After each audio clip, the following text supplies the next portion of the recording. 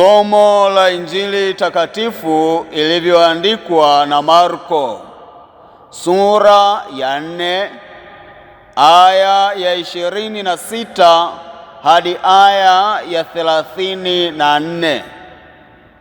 Yesu aliwaambia wanafunzi wake, ufalme wa Mungu mfano wake ni kama mtu aliyemwaga mbegu juu ya nchi, akawa akilala na kuondoka usiku na mchana, nayo mbegu ikamea na kukua asivyojua yeye.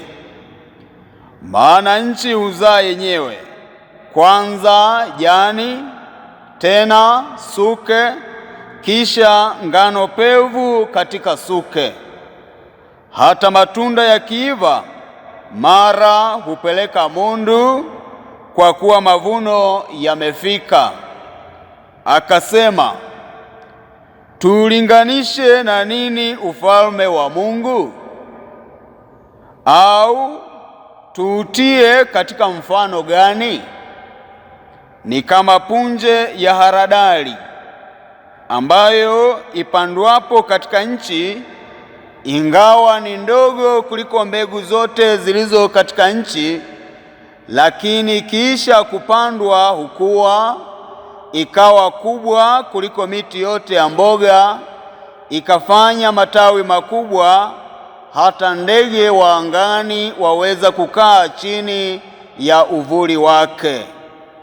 Kwa mifano mingi ya namna hii alikuwa akisema nao neno lake, kwa kadiri walivyoweza kulisikia, wala pasipo mfano hakusema nao, lakini akawaeleza wanafunzi wake mwenyewe mambo yote kwa faragha.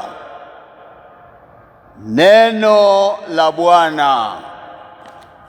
Mpendwa mtazamaji wa Jimbo Katoliki Njombe Online TV, karibu katika tafakari ya somo la Injili siku ya Ijumaa tarehe 30 ya mwezi wa kwanza mwaka 2026.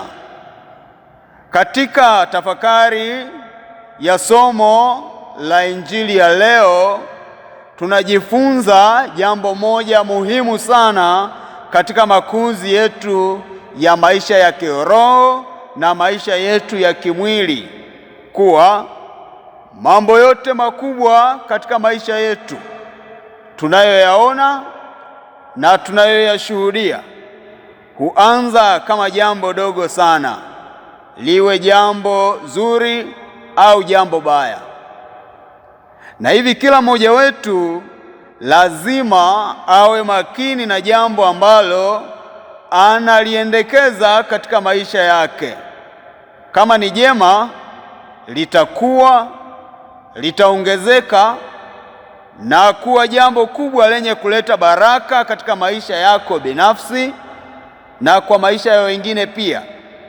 Lakini kwa upande mwingine, kama ni baya, vivyo hivyo litakuwa, litaongezeka na kuwa kubwa na kuleta balaa na karaha katika maisha yako wewe na ya jamii nzima inayokuzunguka.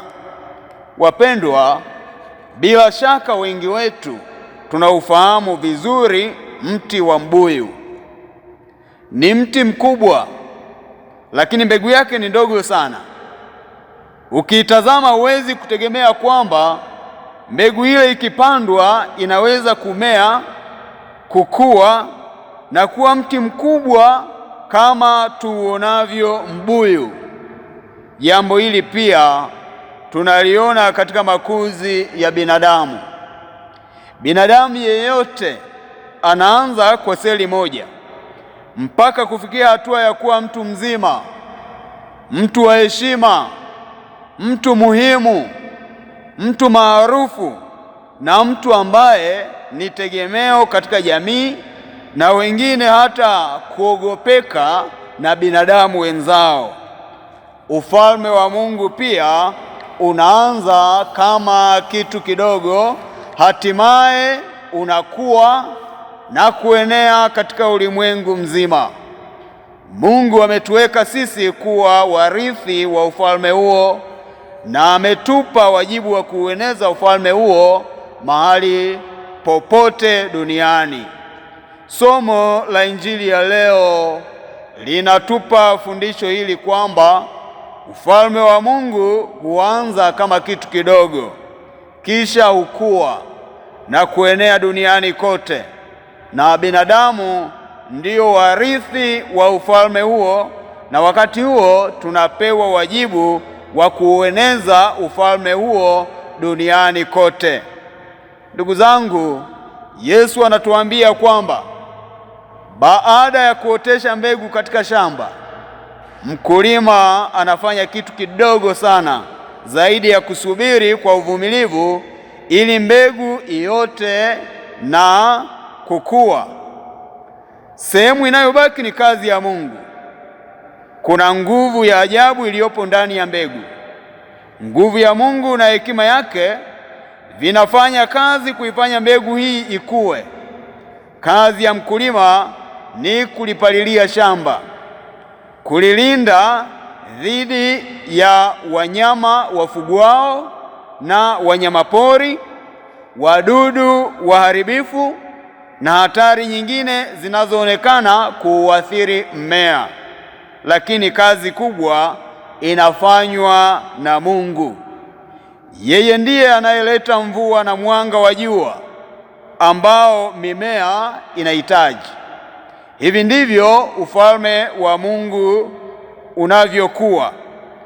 Mungu mwenyewe anapanda mbegu kwa njia ya neno lake linalohubiriwa kwetu.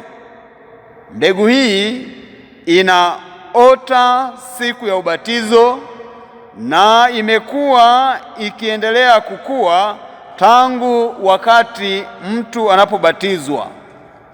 Na hivi sala, neno la Mungu, Ekaristi takatifu na sakramenti nyinginezo ni mvua na mwanga wa jua vinavyosaidia kukua kwa ufalme wa Mungu ndani yetu. Ndugu zangu wapendwa, ufalme wa Mungu unaanza kwa mtu mmoja mmoja na baadaye hukua na kutawanyika katika jumuiya ya binadamu wa ulimwengu mzima, na ni ufalme ambao unaleta maisha mapya na furaha kwa watu wote. Mungu ametuweka sisi kuwa warithi wa ufalme huo na ametupa wajibu wa kueneza ufalme huo mahali popote duniani. Historia ya kanisa ni ushuhuda tosha wa namna mbegu ya ufalme wa Mungu inavyokuwa na hatimaye kuzaa matunda. Jumuiya ya kwanza ya Wakristo, wamisionari waliofuata baadaye, na wale wote waliofanya kazi ya kueneza habari njema ya ufalme wa Mungu wanatoa ushuhuda katika maandishi yao na masimulizi mbalimbali namna Mungu anavyotenda kazi katika mambo yanayoonekana madogo madogo na kudharaulika na walimwengu, ambayo mwishoni huwa na matokeo chanya na makubwa. Ushahidi wa jambo hili tunauona kwa njia ya imani ya Kikristo iliyoishi kwa zaidi ya miaka 2000 iliyopita. Katika nyakati tofauti tofauti za historia ya kanisa, kuna baadhi ya watu, serikali za baadhi ya mataifa na mashirika mengine yenye nguvu wamefanya kila waliloliweza kufifisha nguvu ya kanisa na kuuondoa Ukristo katika maeneo yaliyo chini ya tawala zao.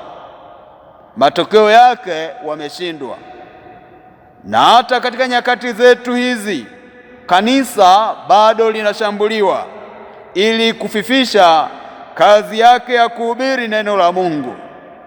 Wanakanisa, tufarijiwe na mababa wa kanisa wanaotufundisha na kututia moyo kuwa damu ya mashahidi wa imani ya Kikristo ni mbegu ya kanisa thabiti. Tumwombe Mwenyezi Mungu ili tujaliwe neema na nguvu ya kuupokea, kuuishi na kuueneza ufalme wake katika familia zetu na sehemu zote tunazoishi. Tumsifu Yesu Kristo.